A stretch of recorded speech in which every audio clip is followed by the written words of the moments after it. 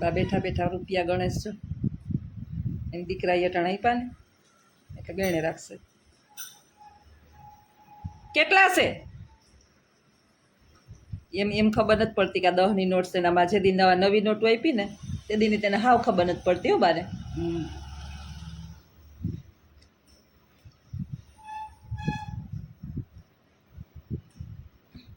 કેવા મશગુલ છે રૂપિયા ગણવામાં જતો માગો તો લાય મને કા કા વાપરવા મારે મારા ખીચામાં મારા ખિસ્સામાં કઈ હોવું જોઈએ ને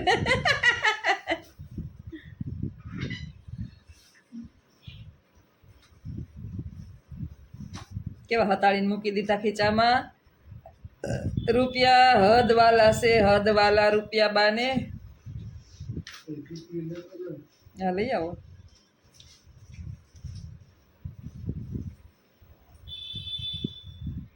થઈ ગયો ટાઈમ તમારો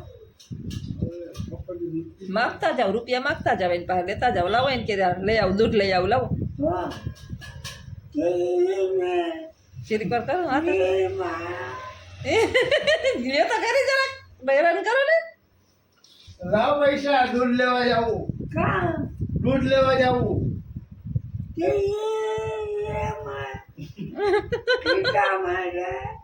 ખીચામાં છે વાગી જો કેતો કેતો જો નથી ખીચામાં સાંજે આપી દે પૈસા બસ કઈ તો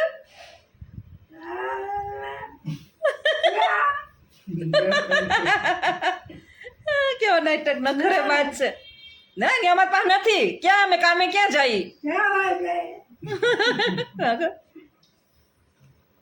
દૂધ લેવા જાવું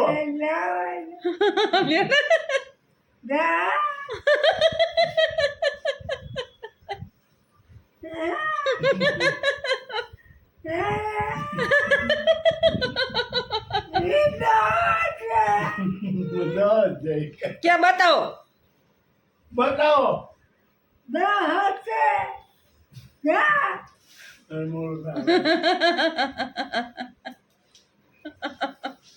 કેવા જોયું કેવા રૂપિયા વાલા છે ખોટા ખોટા આપણે કહીએ ને કે રૂપિયા દો તોય ન દે મારી માં દોહત છે જો બધું હરખું કરી ગયા હવે કઈ વાંધો નથી જો હવે હતાળીને મૂકી દીધા રૂપિયા આપણે દઈએ ને તો એવા ખુશ થાય ને પાછા આપણે કહીએ ને કે મને દે દો મારી માં દોહત છે આવા કરે બા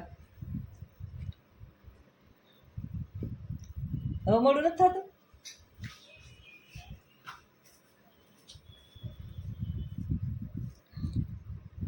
હવે જોઈ ખુશ થયા દીકરો બહાર નીકળી ગયો ને વર્ધી ભરવા જાય અટાણે છોકરીઓને તેડવાની ટ્યુશનમાં મૂકવાની ને એક વર્ધી હોય તો જવું જ પડે પાણી હોય કે ન હોય તોય જવું જ પડે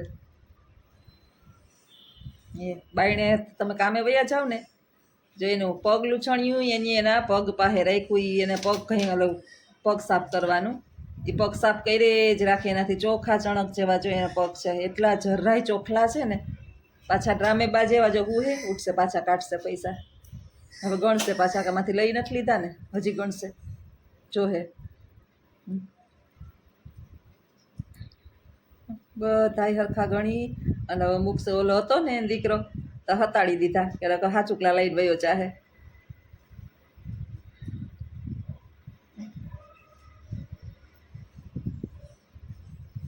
ગળે પાછી એટલી ખબર નથી પડતી કે હોની નોટો અલગ રાખીએ 10-10ની નોટો અલગ રાખીએ જી દઈએ ને કાયમ એમાં ભેગા કરીને રાખે ખીચામાં જાજા મારો ભરોસો કરે બાકી કોઈનો ભરોસો ન કરે હું હમણાં માગું ને તો મને આપે ભલે મૂકી દે મારા કાપડીમાં એ પાછા કાઢ્યા જો રૂપિયા એ કાઢ્યા જો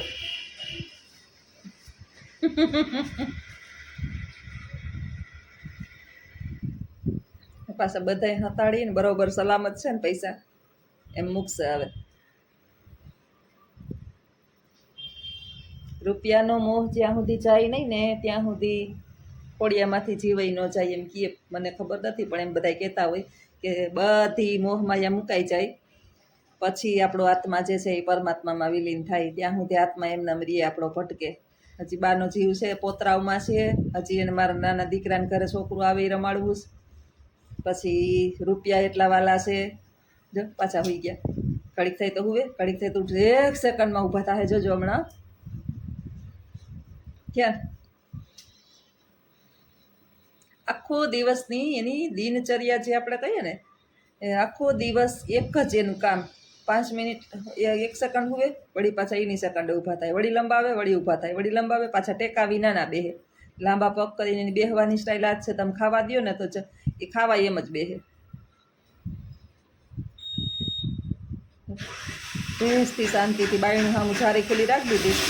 હજી ચેક કરે કે અંદર ખીસીમાં છે ને પૈસા. 2 કાપડા સીવડાવે. એક બેન પૂછતા હતા કે બાનો યુનિફોર્મ છે એના છે ને આ બધા ઈ કાપડ હારી પેટ આપ્યું હોય.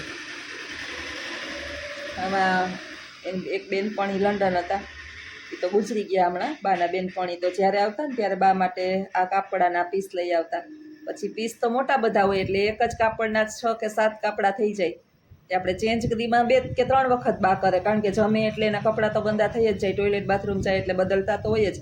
એ ચણિયા હું આવા રેડ કલરના જ લઈ આવું, ઢારવા પહેરીને થકતા એટલે. એને યુનિફોર્મ નથી પણ આ એક જ ઓલાના છે. એ જ પહેરે. પાછા એવા છે ને કે બીજા પહેરે નહીં. એ જ્યાં સુધી આ નહીં તૂટે ને ત્યાં સુધી બીજા નહીં પહેરે, પછી બીજા પહેરશે. બાકી ચેન્જ તો કાયમ દીમાં 2 કે 3 વખત કરે. જો 45 રૂપિયા મૂકી દીધા.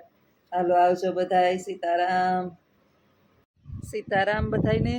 3 માળે ચડી. ઘરમાં હક નથી થતું, લાઇટ નથી, એકદમ બફારો થાય છે. મા દીકરો નીચે બેઠા. ઘરમાં એને બાપા હે નીચે બેહું ને મને હામી જોવે છે ને એટલે એક ધારા એમ જ કીધે રાખે, જોતી હંજવારી વાર ફળ્યું વાર, હંજવારી વાર ફળ્યું વાર.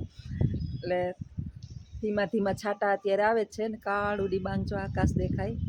પાણી ખાડીની અંદર અહીંથી જોતી હતી પણ દેખાતું નથી. આડા ઝાડવા આવી જાય છે. આખી ખાડી ભરચક 2 કાંઠે છલોછલ વહી જાય છે.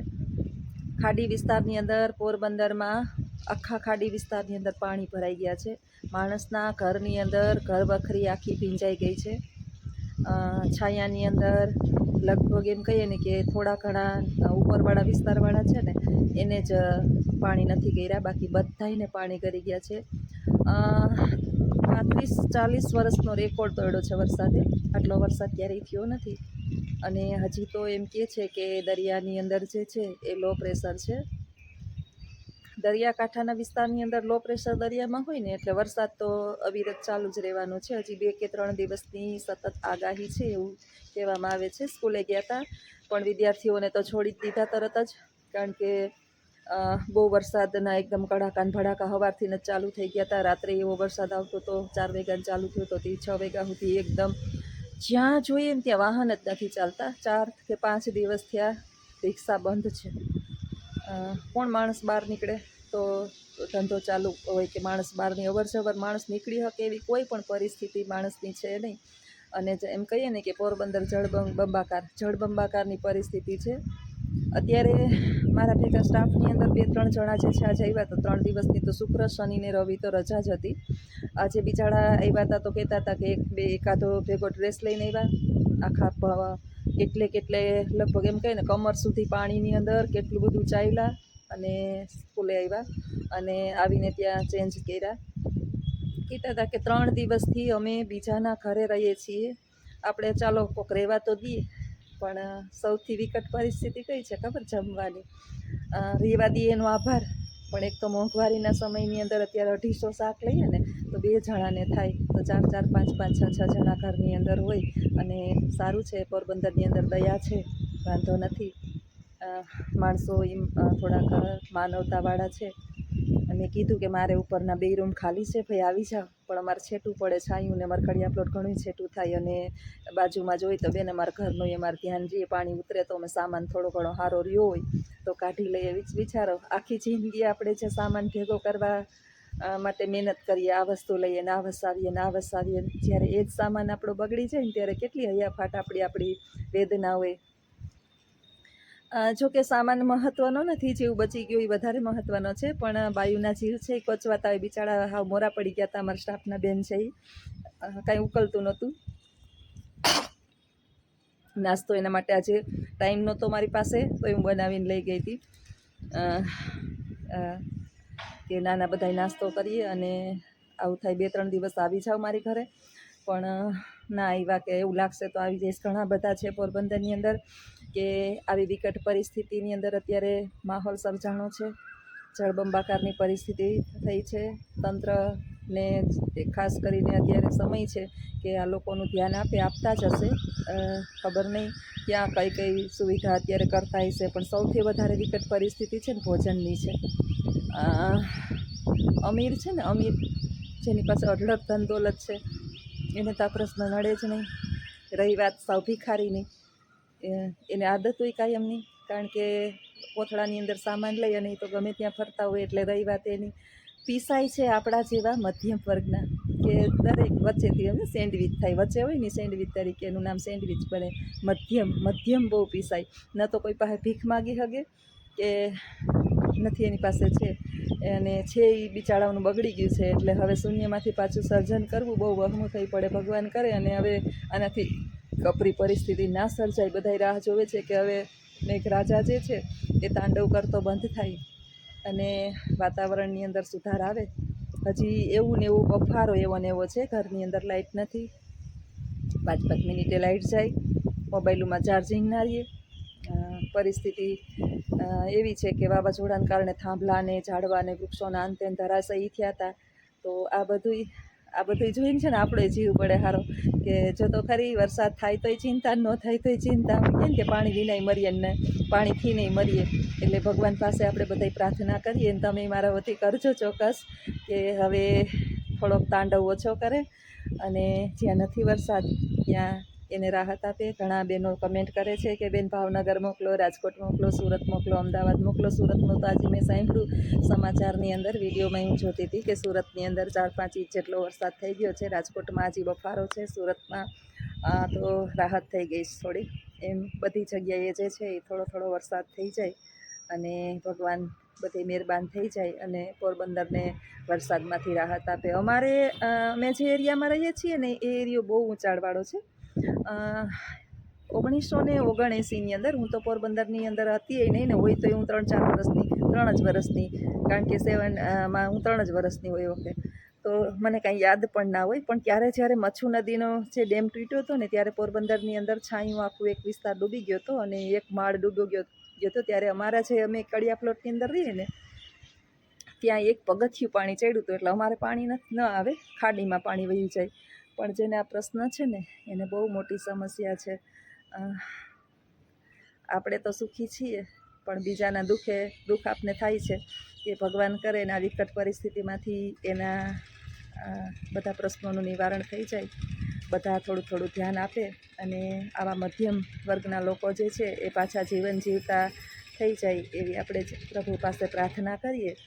કારણ કે અતિવૃષ્ટિ અને અનાવૃષ્ટિ પાસે કોઈનું ચાલે નહીં, છતાંય પૂર્ણ શ્રદ્ધાથી કરેલી પ્રાર્થના ક્યારેય નિષ્ફળ જતી નથી. બપોર પછી થોડુંક ફેરફાર છે હવામાનની અંદર, કે વરસાદ બહુ એકદમ નથી તૂટ્યો અને બફારો તો હજી એવો ને એવો છે. આટલો વરસાદ થાય અને બફારો